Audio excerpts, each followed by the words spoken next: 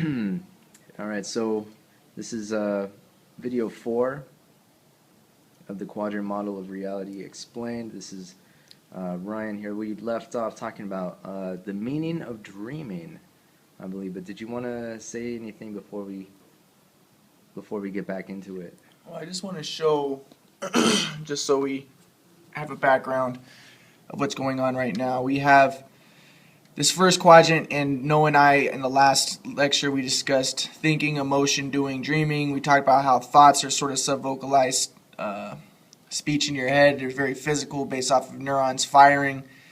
Descartes described, "I think, therefore I am." He thinks that thinking is very elemental to being. Then we talked about emotion. We also described how emotion is very physical. It's more of a feeling, but it's physical in that it's visceral in the body, and you have different hormones going off, different neurotransmitters, things like this that are triggering your emotions. Also, we're going to discuss how the first square is always very mental.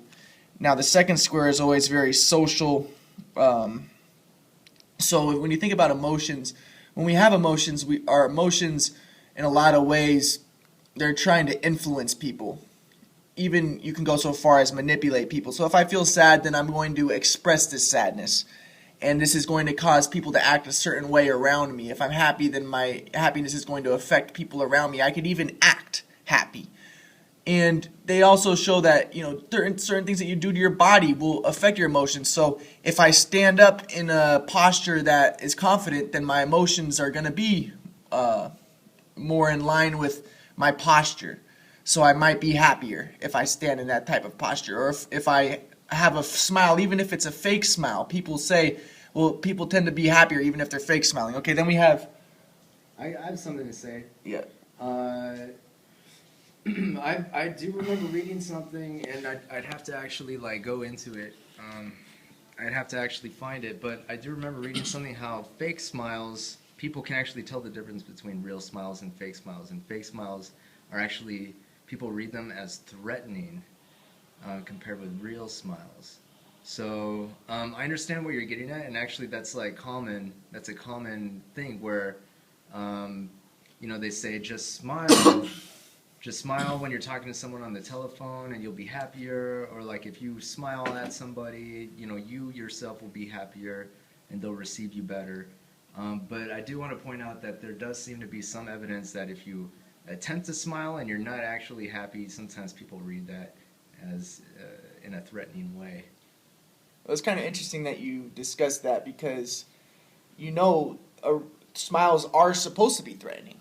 Did you know that? Apparently, if you smile to a chimpanzee, the chimpanzee isn't going to interpret that. Right, because you're baring your teeth. Yeah, the chimpanzee is not going to interpret this as something positive. Right. So there's a fine line, right? There's I think between a threatening gesture and a gesture of goodwill or whatever that we associate, empathy or warmth, with smiling, good humor. And I'm not sure exactly what the difference is. Where does one end and the other begin? It's a difficult thing. I don't know. We can go really in detail about this because I've studied this in terms of apes, and it gets kind of complicated. But one thing I do want to mention though is what evolutionary biologists will say is they say that these emotions we get from from our ancestors, which were not, people say, according to biologists, that humans come from monkeys. They evolved from monkeys, or they evolved from apes. But that's not true. So they'll say, I didn't evolve from a monkey, and the biologists will say, you're right, you didn't evolve from a monkey. You evolved from an ancestor that was related to monkeys. But it wasn't necessarily, a monkey that you evolved from. Isn't that sort of like splitting hairs? Because eventually, it depends how far back you go, right? Because you yourself didn't evolve you came from somebody else. You came from your parents. But if you go back far enough, the common ancestor is going to be, It's not going to be a monkey. It's going to be, Australopithecus. Mm-hmm. But then the Australopithecus common ancestor is going to be... it depends how far back you go. So it's sort of splitting hairs. You're never going to get to monkey, or you're never going to get to that. But you're not going to get the chimpanzee. You're going to get People to gonna some evolve sort of it. primate, right? Some sort of like missing link or whatever it is that they. It doesn't really matter. hypothesize. One thing that I don't think it matters. I'm just saying. one thing that I want to say is that all that fits the quadrant model, so it's all an illusion, anyways. But we'll get to that hopefully later. But So you're saying the quadrant model demonstrates that everything is an illusion? well, the quadrant model demonstrates that everything exists merely to reveal the quadrant model pattern. So scientists are going to be searching for answers.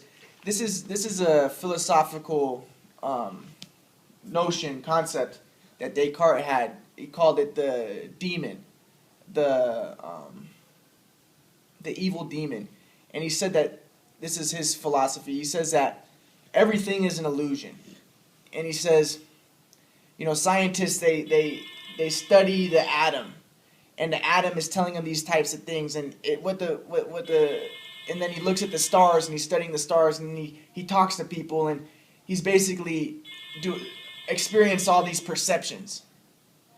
He's perceiving all these things around him. But he says, really, that's all this stuff around him is just an illusion. He says that this is the evil demon trying to fake him, trying to make him think that everything around him is real. So the evil demon's doing a good job. It's making these characters around you, and he's doing, he's making this house, and he's making me think all this stuff is real. But really, it's all an illusion. And what the evil demon wants is for you to never figure out that it's all an illusion. Right. So is that sort of like a summary of the solipsistic position? So, solipsism would entail that you can't really be sure that anybody exists other than yourself, because you think, therefore you are, right? What is it? In Latin, cogito ergo sum. I've never took Latin, so I don't know how to pronounce it, but that's like the famous Descartes, concept, right?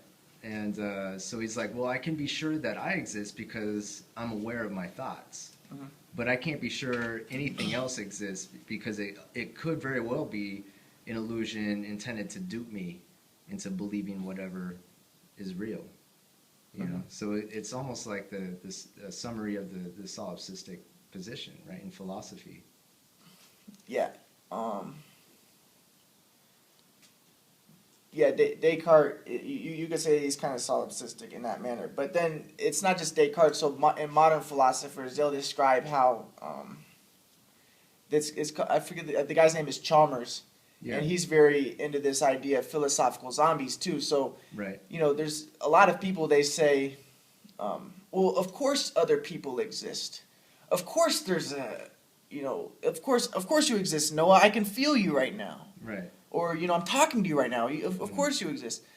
But what Chalmers says is, they say this like they're certain that other people exist because they can see them and they can talk to them and stuff like this. But he's saying that really you can't be sure, because the only thing that I can really be sure about is right now I have a consciousness, and my consciousness is telling me that there's an entity there named Noah. But can my consciousness go into Noah's head right now, and can I see what Noah's doing and perceive what Noah's doing and have his consciousness? Maybe. I don't think it's ever happened. There might be some sort of technology that allows for that, but even if there was a technology that allowed for it, still I wouldn't be sure. How would we know? Yeah. How would I know? Then I would go into Noah's head, and it just doesn't make any sense. So the idea of the philosophical zombie is like basically it's a person, but they don't have a consciousness, so they're like a machine or something like that. It's this idea of like it's somebody that's divested of any ability to think for themselves, to have any kind of. So anyway, it's like what you said. It's like an illusion. They just have the illusion of being conscious, but for the sake of argument, they do not. And that's Chalmers' philosophical zombie, as I understand it. Well, you didn't make it clear. The philosophical zombie is not you, like you're conscious. No, it isn't. No, it's you. It's a hypothetical construct. It's the people around me. So what Chalmers is saying is people around you could be zombies. They could look like they're conscious. They're smiling. They're talking. They're doing things. He's saying that it's indistinguishable. There would be no way to distinguish. Yeah, they're talking. They're jumping around, and then they give me a high five, and I think, whoa, that guy's real. But really, there could be nothing in his head. He could just be a figment of my imagination. He could be a robot. He could be a robot. Yeah. He could be a projection. And there's no way that I can know, because all I can really know is that my consciousness is experiencing him. Right, so that's the conundrum of the philosophical zombie thought experiment that it introduces, supposedly. That's my understanding. Yeah. So back to Descartes. And so yeah, we went on a little bit of a tangent, but that tangent started off with, I said, if you smile at a chimpanzee, it's going to think that you're threatening him because you're showing it its teeth and it might attack you. Right. Okay. Then we talked about doing, so that was a cool tangent. Then we talked about doing, and we talked about how that's mainly just physical and you do things to accomplish goals and stuff like that. And then we ended off talking about dreaming, and Noah, you discussed how basically it sort of picks up where that thought experiment leads off. So when I recall talking about dreaming, and I said, how do I know that how do I know if I'm not dreaming? Like, how does one know experientially? How does one differentiate between, you know, a dream state or an awake state? And that's pretty interesting. So I said, well, maybe if you pinch yourself, because right. And there's people that talk about lucid dreaming. That's right, where, you know, they say, yeah, you can become aware you're dreaming, and then you can do all these accomplish. And then we ended off talking about dreaming, and Noah, you discussed how basically it sort of picks up where that thought experiment leads off. So when I recall talking about dreaming, and I said, how do I know that how do I know if I'm not dreaming? Like, how does one know experientially? How does one differentiate between, you know, a dream state or an awake state? And that's pretty interesting. So I said, well, maybe if you pinch yourself, because right. And there's people that talk about lucid dreaming. That's right, where, you know, they say, yeah, you can become aware you're dreaming, and then you can do all these, accomplish whatever it is that you want to do. And my question is, well, how is that different from the awake? You know, from being awake. You know, and it's not clear to me what that means exactly. So if you're lucid dreaming, does that mean that you can change the laws of physics and how things ordinarily behave? I mean, there's a different dream logic, ostensibly, right, between a dream, what's possible in a dream, and then what we think is possible in reality, right? So we think in a dream anything can happen, right? But in reality, there's certain laws that have to be obeyed. It's kind of interesting that you say that anything can happen, because really not anything can happen in a dream. Right. There's some evidence that like, for instance, I've read I have no idea if this is true or not, but I've read, for instance, that you cannot create like a new face in a dream. It's always a composite of different faces that you've already experienced. That's interesting. I wonder how they come up with that. I don't know. I have no way how they do that. And, you know, other people will say, well, you cannot tell time in a dream. You know, like you can't, like the clock doesn't move, or you know, the light switch doesn't turn on when you hit the light switch. And there's other things, but I've no idea whether or not those are true or not, or whether those are just true for those people, or whether they're not even true. So, you know, I have no idea, like, the extent to which those can be said to be true. Just different things I've come across in my researches. But so you asked me what I think dreaming is. What is dreaming? But and I don't really know, because it's not very clear, right? It's not clear what the difference is between dreaming and our waking life. But how do you classify what dreaming is? Well, let's dreaming is a very fun topic. You got movies about dreaming. Dreaming is a really important topic. So we can go on and on. But I discussed how when you dream, you spend 1/3 of your life asleep, apparently. And when you're asleep, you're always dreaming. Even if you don't remember your dreams. Even if you don't remember your dreams, you're dreaming. I think that's a pretty important distinction for people to understand too, is, you know, just because you don't remember something doesn't mean that it didn't happen, right? And I want to say this, and that's kind of interesting because dreams are very important for memory. So That's what they think. Yeah, they think it solidifies sorry to interrupt, but No, that's good. No, yeah. like the different pathways in the brain and memory engrams and things. Hypothetical. Once again, those are hypothetical. I'm not even sure if there's evidence that engrams exist. What's engrams? Supposedly, it's related to memory in the brain. Well, I took a class on dreams, a Okay. psychology class called the Psychology of Dreams, and they say that it's established 100% that dreams consolidate memory, that dreams are good for memory. Right. Well, if you don't, I know sleep is good for memory, and I guess if you're always dreaming when you're asleep, then that would make sense. But the reason being, if you don't sleep, you eventually kind of lose your tether to you kind of like I want to say like your ordinary day-to-day, everyday sort of consciousness. Your localized awareness sort of dissolves in a sense, begins to dissolve. Yeah, well, that's another important thing. You need to sleep. You need a dream, or else you're going to be messed up. You're going to be completely messed up. But they do things where they'll have somebody play a video game, and they'll have a person sleep afterwards and dream and dream, and then after he'll play it again, and he'll be better at it than if he did the video game and then spent the same amount of time not sleeping, not dreaming. So people are pretty sure that your dreams, what you do in regular life, is helped out when you dream. So what they think is that when you dream, you're practicing what you do in real life, actually. Yeah. So, for instance, I might have a dream that I'm playing basketball. And this is helping me play basketball for real life. I know that there is a study in terms of daydreaming and what you're describing, right? Like how daydreaming can kind of improve. If you're daydreaming about shooting hoops and playing basketball, then that actually is almost as good as actually playing basketball. And that's kind of tied in with daydreaming and thinking, just visualizing. If this is one really weird thing. If you just think or daydream, I guess, about lifting weights. Oh, really? If you just think about it. This is unbelievable, and people aren't going to believe this. But studies have shown this.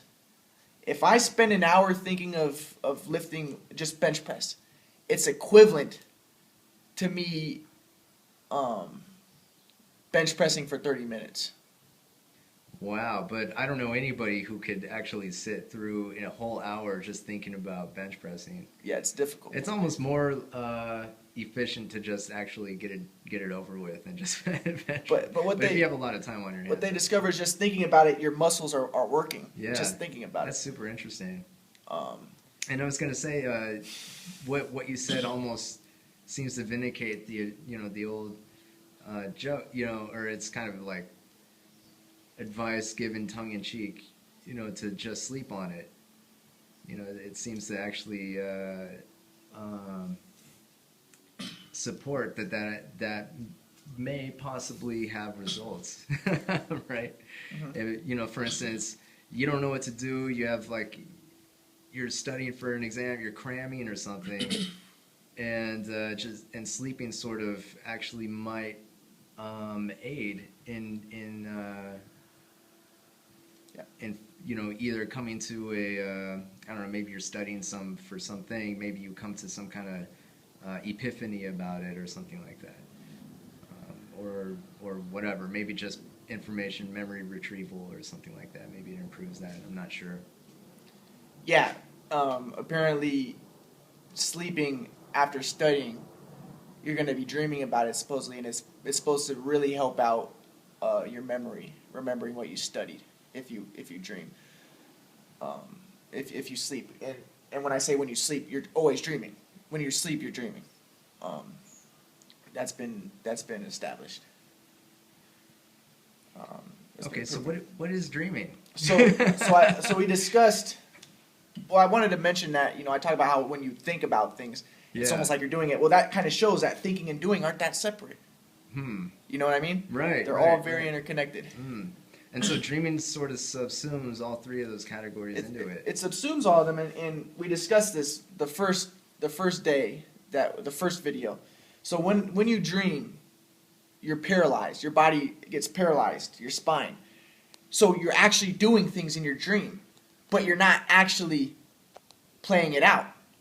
You're not physically doing it, because if you were physically doing it, then you'd be in your bed and you'd be, running, your arms would be flailing and your legs would be moving, and that Right. wouldn't be very good. Or if you've ever watched a dog dream, like I know there's Lucky right there, and when he falls asleep, he's constantly like, you can hear him sort of making dog noises in his throat, and then he's moving his legs like he's chasing something. He often gives the impression like he's chasing after like a rabbit, or who knows what it is.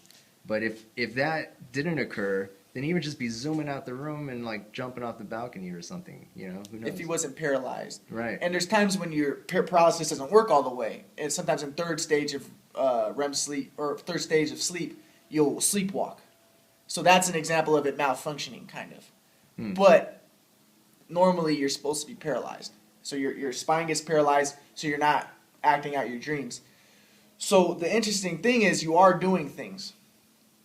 You are thinking, and you do have emotions, but there's a different quality to all of these. We talked about how dreaming is very good for memory. Well, apparently your emotions are tied with are memory tied with too. Yeah, intensely. Can you discuss that, Noah? Right. So my understanding is, when you are feeling a particular emotion, it sort of has this effect where it becomes easier to access memories that are bound up with that emotion. So times when you also felt that emotion become easier to access compared with things that are unrelated to that emotion. So I know, for instance, and this, I don't know if this is emotion necessarily, but they told, I remember one of the things that they would tell us when we were studying for exams, with university and all that, is you want to sort of reproduce those conditions that that you're going to have when you're taking the exam or taking the test. So you want to reproduce those conditions when you study, because it'll be easier to remember the material in that case. So like same time of day or something like that, or same kind of circumstances, right? And I guess that, I don't know if that necessarily implies emotional states, but it does seem to indicate that that there's sort of like a I'm not even sure what to call it exactly, but it becomes easier to access memories when it's similar conditions in some sense, and I imagine emotion is kind of bound up in that as well. What do you think? Yeah, well, it's kind of funny because that's what they used to think. They used to think that. Right. I remember them telling us that. They used to think that. But they kind of did some more research, and it used to be, they would say, always study in the same place. But I never always studied in the same place. I would like to, study in this place, and then I would go. Yeah, you're peripatetic, so. I would go to the cafeteria and eat and study, and then I would, go outside and then eat and study, and then I would move around. That's what I like to do. Right. And when I heard them say stay in the same place, I was kind of like, I don't know about that. Maybe that works for some people and not for others. I remember I even started trying to stay in the same place after I heard that. But then I went to another class, and so new research had been done, and they said, you know what? There's new research, and it shows that if you move from one place to another when you study, you learn more. Right.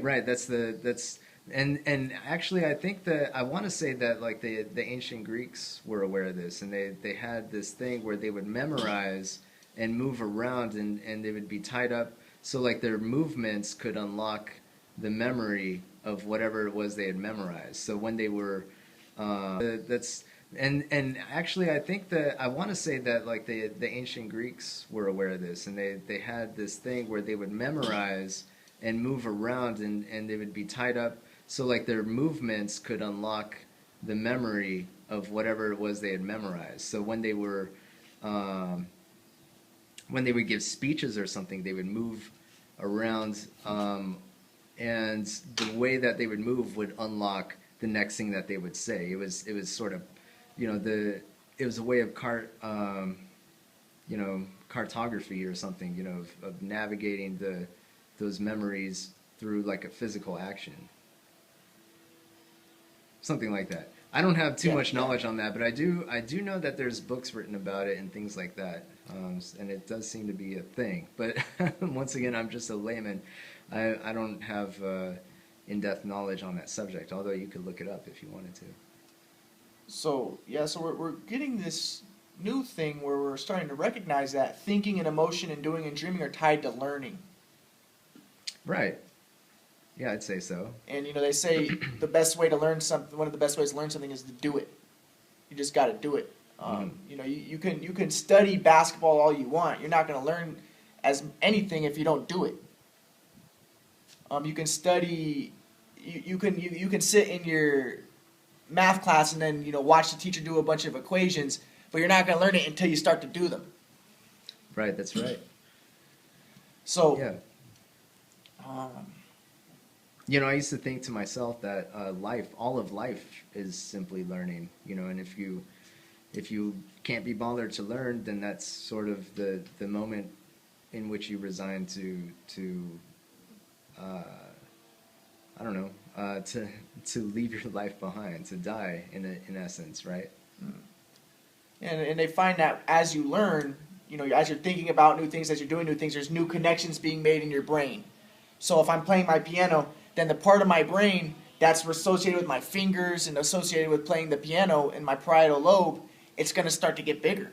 So we notice this physical connection, once again, between learning and doing. But I do want to say, like, although we ordinarily observe a connection like that, there are instances where brain damage or like disabling some of these segments, these areas of our brain actually lead to sort of like, for instance, there's plenty of anecdotal evidence of people who suffer some sort of horrendous brain damage, and then as a result, they unlock these genius capabilities, what we would consider, savant capabilities. So all of a sudden, they can play for hours and hours of piano, even though they weren't musically inclined in the past, previous to that injury. So ordinarily, although we observe these correlations, like I hinted at before, there do seem to be these instances that sort of refute that and suggest that perhaps the brain, perhaps it sort of constrains at least the information or something, our capacity to learn in some sense. There may be something there that's worth investigating further. I see what you're trying to say. I see what you're trying to get at. But yeah, I see what you're trying to get at. Now the thing is, if you get brain damage in a certain area, if you get brain damage in your Broca's area, then you're not going to be able to speak anymore because that part of your brain is associated with speech. But also, there's this thing called brain plasticity, where neuroplasticity. Neuroplasticity, where sometimes someone will get a whole part of his brain cut out. Maybe he had epilepsy or something, and then your brain will actually start to transform. It'll start to evolve and change. And people didn't really think that this was possible before, but now people kind of recognize that this is just the way it is, that your brain is going to adapt and new neurons are going to be built, and it's going to change so that the parts that were lacking, there's now new parts. It's like the neighboring areas sort of like shoulder the burden and integrate that into their functionality somewhat.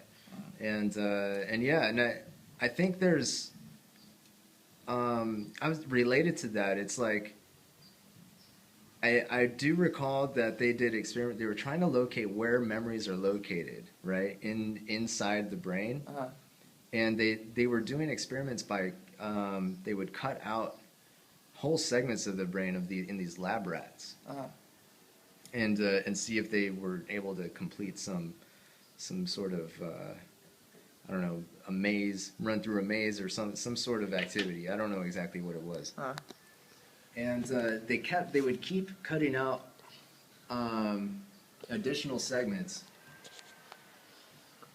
and still the lab rat would be able to navigate this, as if its memory were intact. And I think they cut out like almost the entire thing, or just about the entire thing, and to no effect. So it's like they had no idea where memory is located. They don't know what to do, how to get rid of memory in the brain without actually taking out the entire thing and killing the lab rat.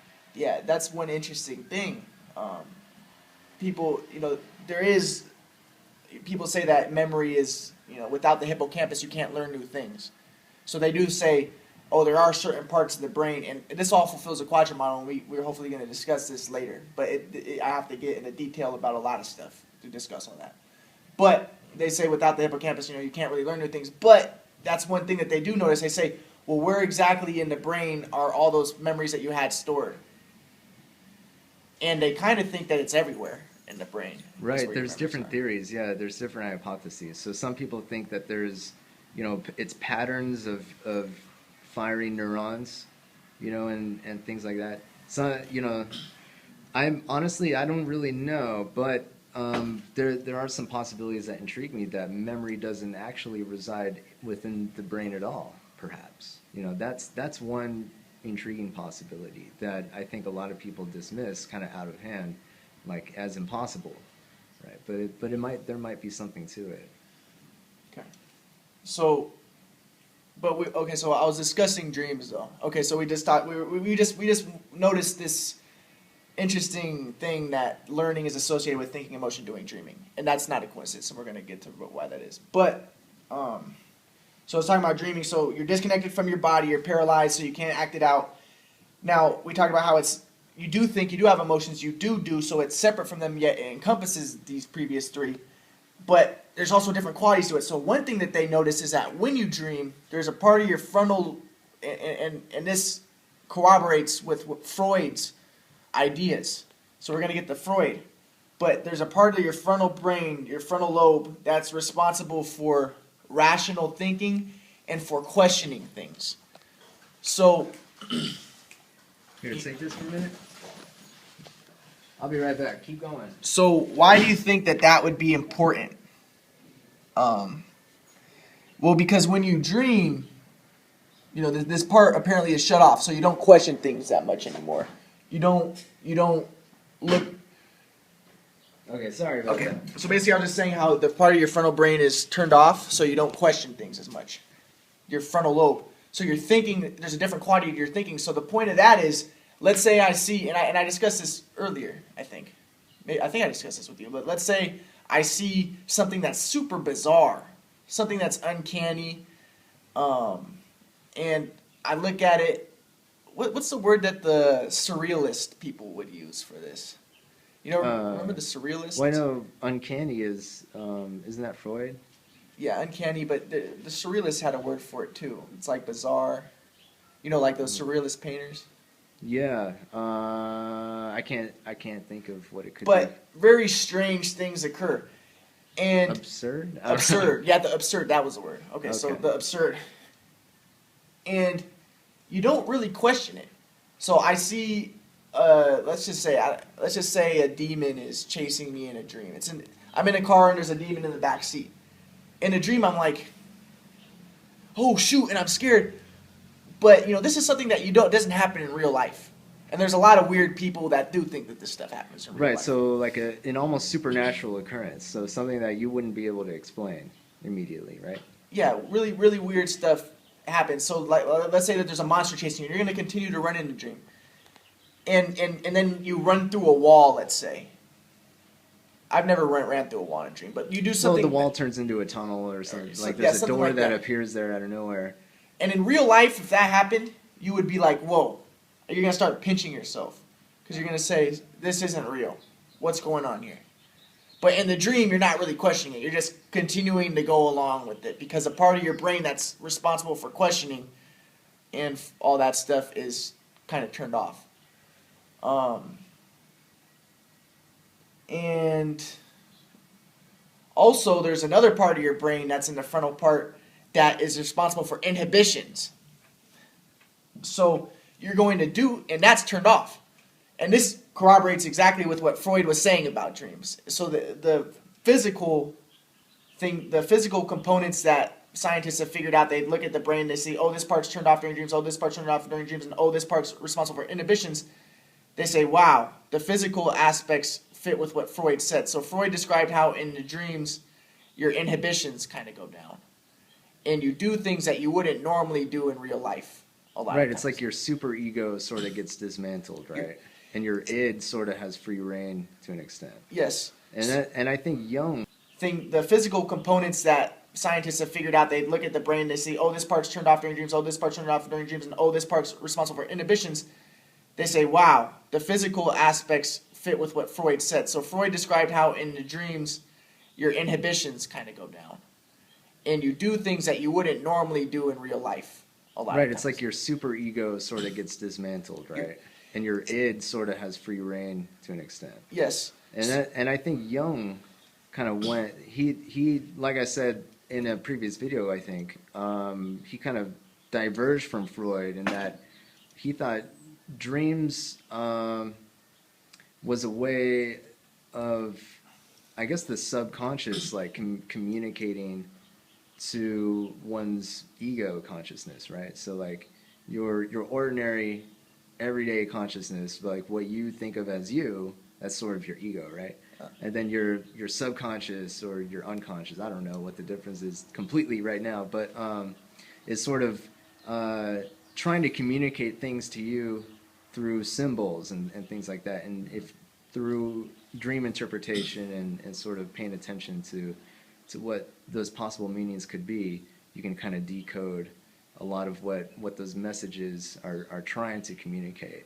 And I think that's in contradistinction with Freud, who sort of reduced it all to, primordial urges and things like that, right? Well, that's what I was going to get to. So we'll talk about Jung, but basically what you were trying to get at is Jung saw a spiritual component to dreams. Jung thought there's symbolism in dreams and things that deeper meaning in dreams, and you can learn more about yourself and learn more about reality through dreams. Freud thought that dreams were just mainly your sublimation of your sexual and murderous desires. Yeah. So he thought that everything in dreams was kind of related to sex. Right. Metaphorically. Well, not even just in dreams, but everything in life. Everything in life as well. Yeah. But especially... Which it very well could be, but it sort of depends on your framework, right? But basically your inhibitions go down. So I'm going to be honest, and I took a class on this, so I'm not embarrassed to say it because apparently this is true for every male. But I've had a dream where I've had sex with my mom. I would never have sex. So what you might say then is if you don't remember having a dream like this, then that's just because you don't remember. Most every male remembers having a dream like that. Well, I don't know. You'd have to take a survey, I think, to find out if that's true or not. Well, but I think somebody who shares that opinion with you would say, in the event that you do not recall having this dream from you, that's because to remember it would be so traumatizing that you just repress it. You do this incredible job of repressing it, and it's all very, very well and good, but it's sort of I mean, you can't really refute that, right? Like, how would you demonstrate the opposite? I don't see how one could. Yeah, well, I took a class on dreams, and they discussed how you do things in dreams that aren't normal, and one very common thing is having sex with your mom. But I I'll give one example. I don't really think that I had vaginal sex with my mom in the dream. I may have when I was younger. And I remember one time I had one dream where I was sucking on my mom's boobs. Okay, and then I had one dream where my mom was. Your mom's gonna be thrilled to see this, by the way. Yeah, but these are dreams. You can't control this. Right. So I had one dream where my mom's giving me oral sex, and I remember this is so crazy. This dream. So she was doing that. It's hard to say because this is something that is complete. According to Freud, this is what everybody really wants is to have sex with their mom, but it's repressed. The Oedipal complex. The Oedipal complex. Yeah. He says, according to Freud, everybody has a desire, a subconscious, innate, primordial desire to kill their father or kill their dad and have sex with their mom. Just like the Doors, that one, the end, right? There's that song by the Doors where this is the end. This is the end. Yeah, and he goes, and then it's like 10 minutes into the song, whatever. It's a long song, but yeah, then he he gives voice to. He says, "Father, right? I want to kill you. Mother, I want to." Because he was going to say, I want to have sex with you. Yeah, right. Well, you could look it up if you want to hear more about that. But, hey, Ryan, I think we should wrap it up because your battery's pretty low. How much battery do we have? You have, like, pretty low. 10% or 20%? Less than 10%. Is it still recording? It's still recording. Okay, we can plug it into this. Okay, well, here, let's wrap it up because we're at 40 minutes anyway. Okay, we'll do a little more with this, and then we can continue with you and everything. But so in this one dream, my mom's giving me oral sex. It's very symbolic, I think. So then there was a dog, and then the dog comes and it moves my mom out of the way. This is so weird because it's just like Freud. So then the dog starts to try to bite my penis, and I hold the dog's jaws open. So I'm holding them, and there's like teeth, and I don't want to hurt my hand with the teeth, so I'm holding it open. I'm like, oh shoot, but I can't speak. I'm trying to yell, but my dad is in the other room. You see, Freud is right, man. But was this before or after you had encountered? I think this is before. I think I kind of knew about Freud for a long time, but I can't really remember if I really knew Freud too much at this time. I don't even remember exactly when I had it, but I think it was in high school when I had this dream. And I wasn't an expert on Freud, but I think I knew about him. Okay. But I was holding it open, and I'm trying to go to the door, and I'm trying to yell, "Dad, help! Dad, help!" But your voice isn't working. But my voice isn't working, so I'm like...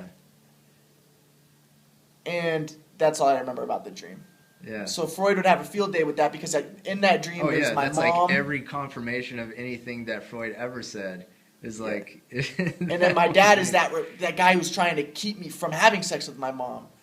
And there's a dog biting me. Maybe the dog kind of represents my dad. I don't know.